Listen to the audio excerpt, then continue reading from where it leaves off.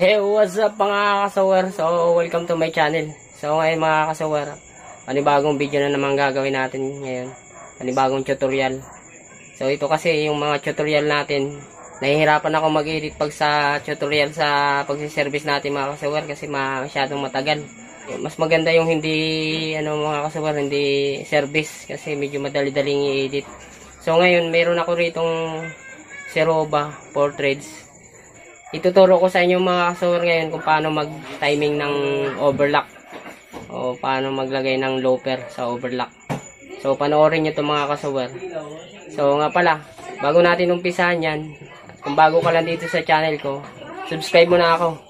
Yan, Jerry Style. Then pakipindot na rin ang notification bell dyan para updated kayo sa mga video na upload natin mga kasawer. So start na tayo. Panoorin nyo mga kasawer hanggang dulo. Tara.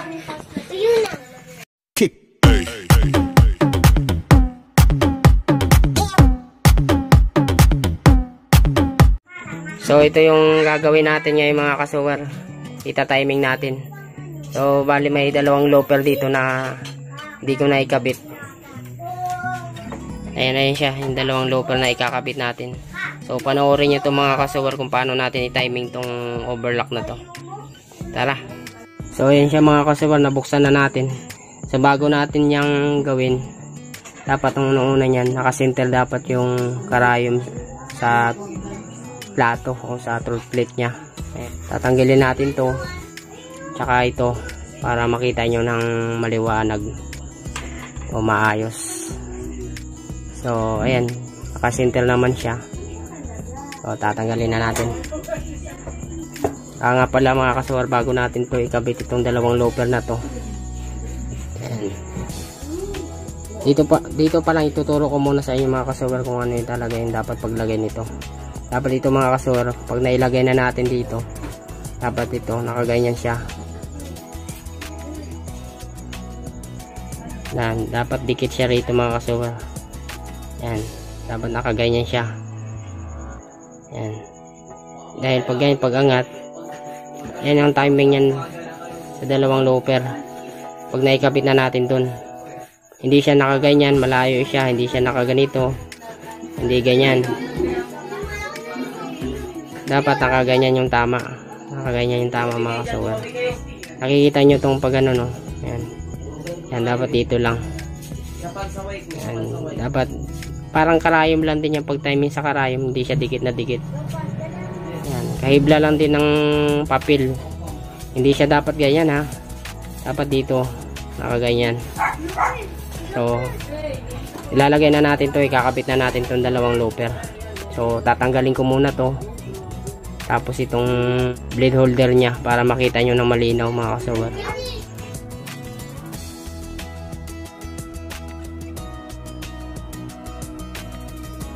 So tatanggalin din natin tong ngipin na to para kitang kita nyo talaga.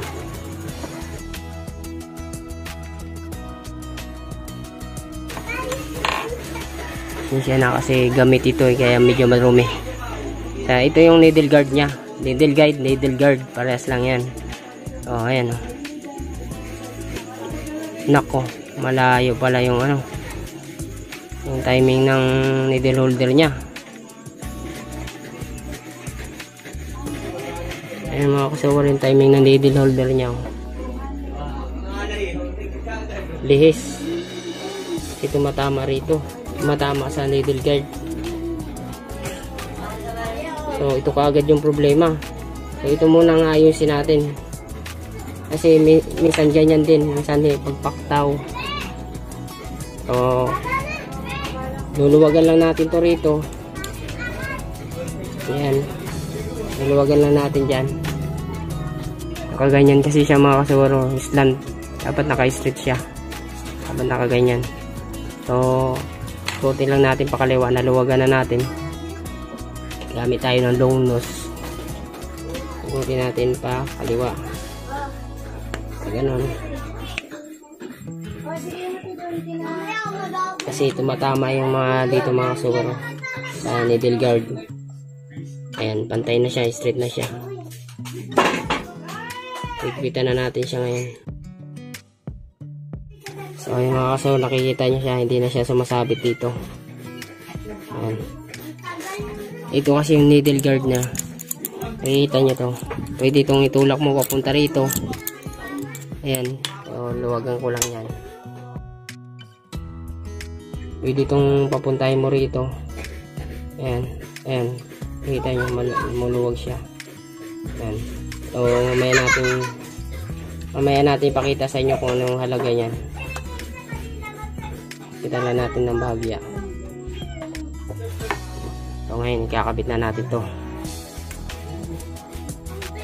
Kakabit na natin tong loper na to. Lower loper. Kasi ito yung upper. O, tara. So, ayun mga kasawel, kakabit na natin yung lower loper. Ayan, sagad yan pababa. May makikita naman kayo dito mga kasawel. Ayan, yung parang pinakababa. Dapat sagad mo yan sa pinakababa hanggang dito. Ayan, dito lang magkabit.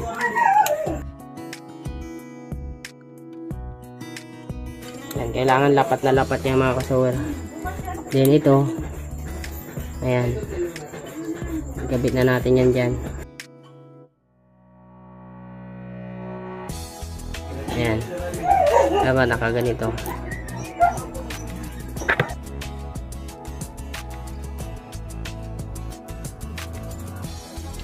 May magnet dapat yung screw nyo.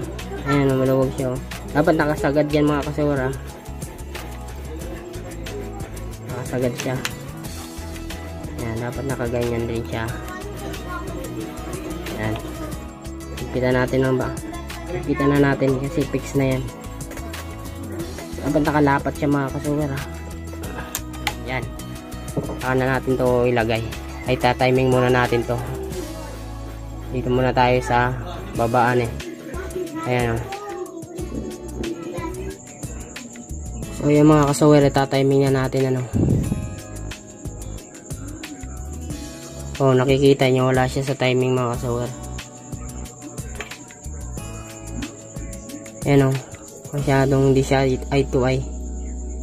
Ayan o. Babang baba yung loper. So i-adjust natin yan mga kasawer. I-eye to eye natin siya. So, dito natin i-adjust yan. Ayan, nakikita nyo to. Ayan, dito natin yan luwagan. So, luluwagan ko lang. Ano yan? 8. Size 8 yan. So, anong yapit. Luluwagan lang natin. Pag luwag yan mga kasawer, papunta ron. Yan. Pag nagluwag kayo mga kasawar, huwag masyadong luwag na luwag lang. Ay, masyadong luwag na luwag na.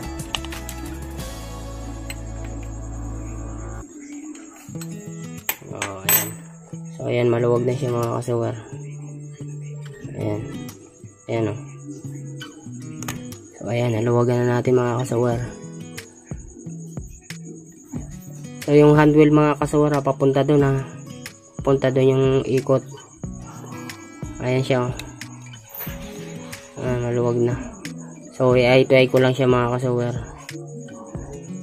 Kailangan pagtaas ng karayom padating din yung loper. Oops.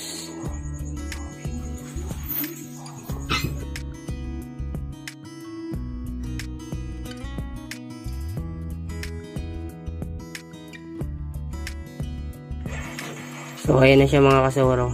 Eye to eye na siya. Ayan.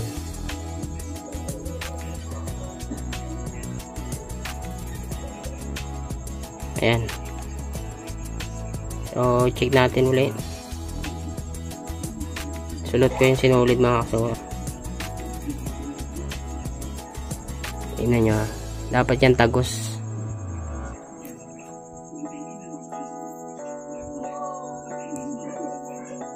Tagos dun sa loper. Ayan.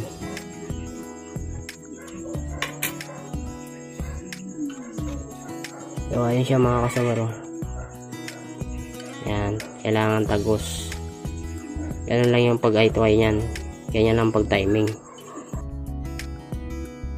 So papakita ko naman sa inyo mga ka-sewer kung gaano kalapit yung looper sa karayom dito sa gilid. Yan papakita ko sa inyo.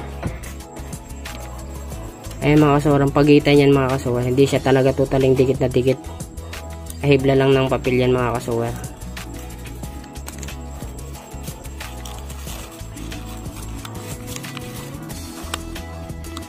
Ayan o. Dapat makapasok yung papel dyan. Hindi siya dikit na dikit mga ka-sewer. Yan lang yung pagitan niya. Pagitan ng karayom at saka yung looper. Ayan ang pagitan mga ka-sewer. Hindi siya dikit na dikit ha. Tandaan nyo mga ka-sewer.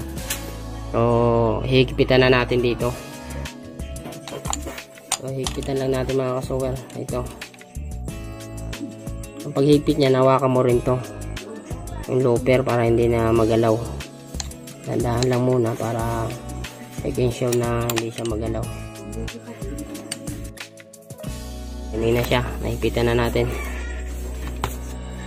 So, ikakabit naman natin yung isang looper.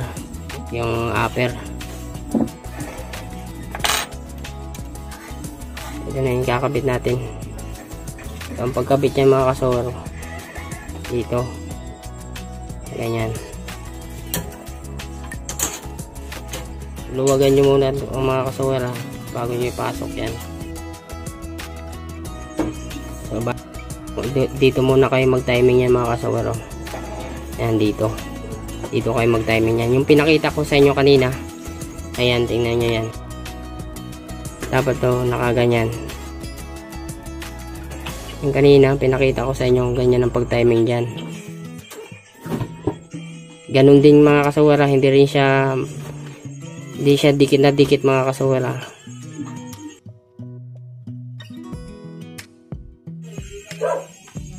Ayan mga ka-sewer, dapat ganyan siya. Ayan, hindi siya dikit na dikit mga ka-sewer. Kahibla lang din ng papel. Ayan, pagitan niya rito.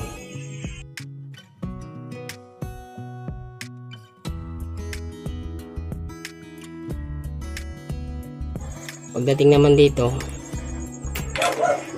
sikipan lang natin itong bahagya mga ka-sewer. Kasi naka-timing na siya rito. So dito naman tayo mga ka-sewer sa taas. Dito.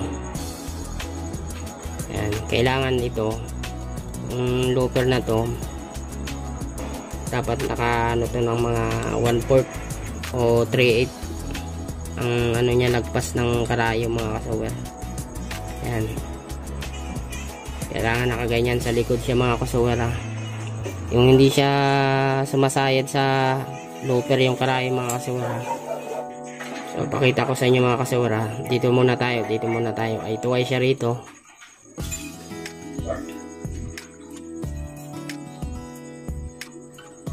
Ay tuway siya dyan. Ayan. Papunta tayo dito. Ayan, papunta tayo dito. Pag akyat nyan, dito tayo sa karayom. Ayan, kailangan dyan sa likod dyan. Lagpas to mga ka-sewer, dapat sagad to rito. Ang pagitan nyan mga 3/8. Ayan, malalaman nyo naman yung mga ka-sewer So ipapakita ko sa inyo mga ka-sewer kung ano yung pagitan niya. Ayan o. Kailangan yan. Ayan o. Makakapasok yung papel niya. Hindi siya dikit na dikit. Pag dikit na dikit kasi yung mga ka-sewer, ibig sabihin hindi makapasok tong papel. Hanggang ganyan lang yung ano niya, pagitan niya mga ka-sewer. Ayan. So dito na tayo mga ka-sewer. Pag akyat niya rito, yan, kailangan yung dalawang karayom na to dito lang sa likod ng looper. Kailangan pag nilagyan natin ng sinuli dyan, hagip siya, mahagip. Yan, ganyan. Hindi siya dikit na dikit dito mga ka-sewer. Hindi siya dikit na dikit. Hindi siya dikit. Ang importante lang dyan masalok ng karayom yung sinulid ng galing dito sa looper. So ayan, timing na siya mga kasuwar. So, lalagyan na natin ng sinulid para makita nyo ng akbal. So ulitin natin mga kasuwar. Una, dito tayo sa baba mag timing, i-eye natin siya. So ang pagitan niya pinakita ko na sa inyo mga kasuwar, kahibla lang ng mapil, hindi siya dikit na dikit sa karayom. Ayan, dito tayo eye to eye. So ayan siya mga kasuwar, eye to eye siya dito, eye to eye rin siya dito sa kabilang karayom. Tapos papunta na tayo rito. Yan. Yan, papunta na tayo dyan. Tapos paakyat na tayo. Ang handwheel mga kasuwar ha, papunta ron. Ayan, yung dalawang karayom dapat sa likod. Ayan. Tapos ito lagpas rito. Dito sa karayom mga kasuwar ha. Lagpas yan kasi hindi yan masasalok yung sinulid dyan. Kung mababa itong looper, hindi lalagpas na karayom yung dalawa. O ganyan, pababa tayo. So ayan, ganyan lang mga kasuwar. So lagyan na natin ng sinulid. So ayan mga kasuwar, meron na siyang sinulid na eh. So papakita na natin sa inyo kung paano nga bang pag sungkit ng mga sinulid niyan bawat sa looper at saka sa karayom. So ganito lang, simula tayo dito. Ayan, kailangan masusungkit yung dalawang sinulid na yan. Ayan, masungkit siya diba. Papunta na naman tayo rito. Ayan, kailangan sungkit ito mga kasuwar ha. Kailangan nasusungkit din niya ng looper. Ayan, nasungkit na siya diba. Ayan, papunta na tayo dito sa taas. Nakaganyan siya mga kasuwar. Dito na tayo sa taas. Ayan. Ayan. Tingnan itong sinulid na to. Kailangan itong sinulid na to sa baba. Ito, hindi siya nahagip. Hindi ito natatamaan itong karayom na to. Ayan, kailangan pag ganyan, sagad. Ayan, kailangan hagip na ito. Hagip na to dapat. Nahagip na to. Ayan, pag ganyan oh. Ayan, nahagip na siya. Ayan, ganyan na siya mga kasuwar. Ayan, tatahin na siya ngayon. Balik tayo, dito tayo. Balik tayo sa cam. I-cam natin dito sa kabila. So dito tayo magsisimula mga kasuwar. Kailangan niya nahagip yan mga kasuwar. Itong dalawang ano na to ha. Sinulid na yan, nahagip ng looper. Ayan, ayan, nahagip siya. Ayan, pagpapunta naman tayo rito sa kabila. Dito naman tayo. Kailangan hagip. Ayan, kailangan nakahagip siya rito mga kasuwar. Ayan, pataas tayo. Ayan, yan ang sinasabi ko sa inyo mga kasuwar. Kailangan itong sinasabi sa inyo mga kasuwar. Kailangan itong sinulid na to. Hindi ito tumatama rito sa karayom. Baba ng karayom, dapat hindi siya tatamaan. Ayan, nakaganyan lang siya mga kasuwar oh. Ayan, pagbababa, ayan, kailangan hagip. Ayan, sa likod yung sinulid ng looper dyan, kailangan nakahagip. Ayan, pag ganyan siya, ayan, ayan yung tamang pag timing mga kasuwar para mas madaling malaman nyo. Ayan, ganun lang. Ulit natin. Ayan, nakaganyan siya. Dito muna tayo, dito muna titingnan natin. Oops, oh, kawit siya, nakawit na. Pagdating dito,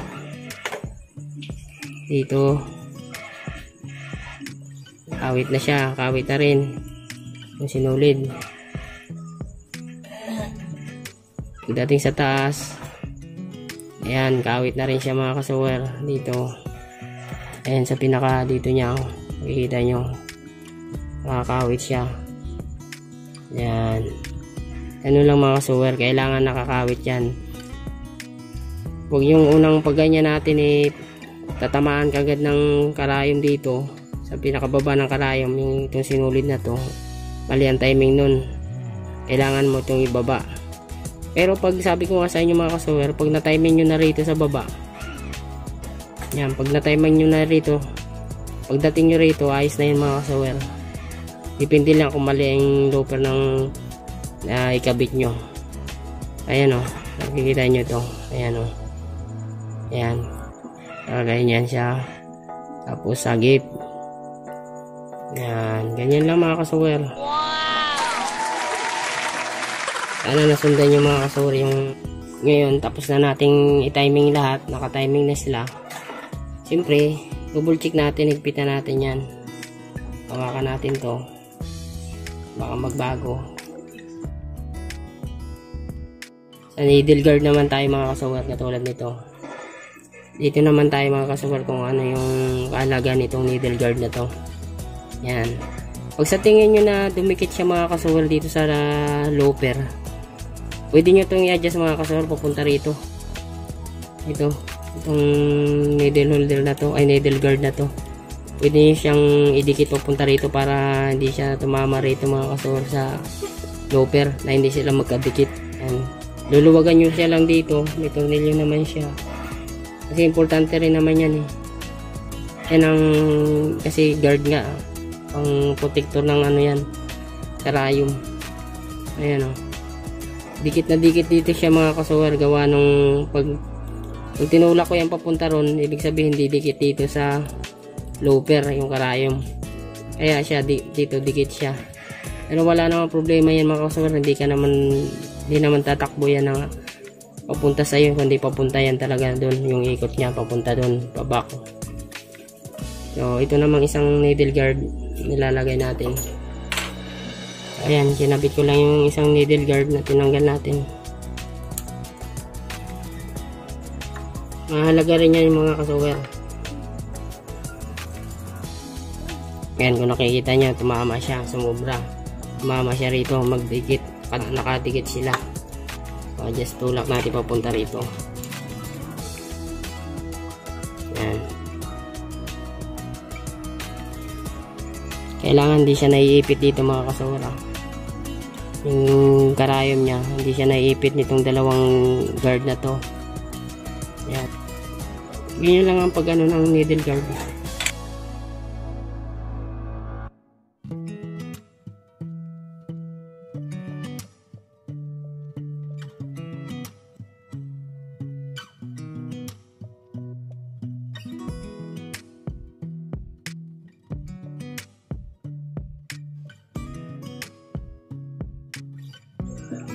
Yan, pasadaan na natin.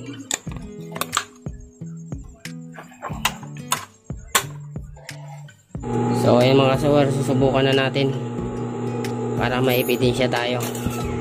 Siyempre pag ikutin muna natin ang 2 bisis o 3. Yan, sabay pasada. Check natin.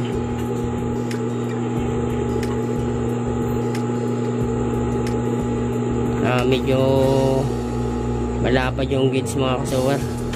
Medyo nalakyan natin ng gauge, pero ayos naman yung tension nya. Adjust muna natin yung blade kasi masyado malapad. Ito natin adjust. May tutorial na rin tayo dyan mga kasawer, panoorin nyo na lang.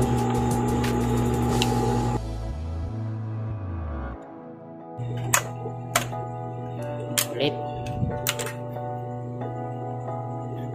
kasi masikip siya mga kasawer, malapad.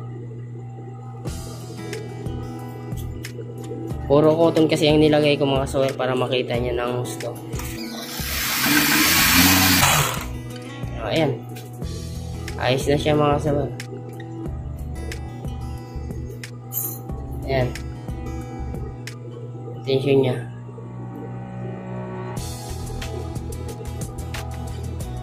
Ayos na siya.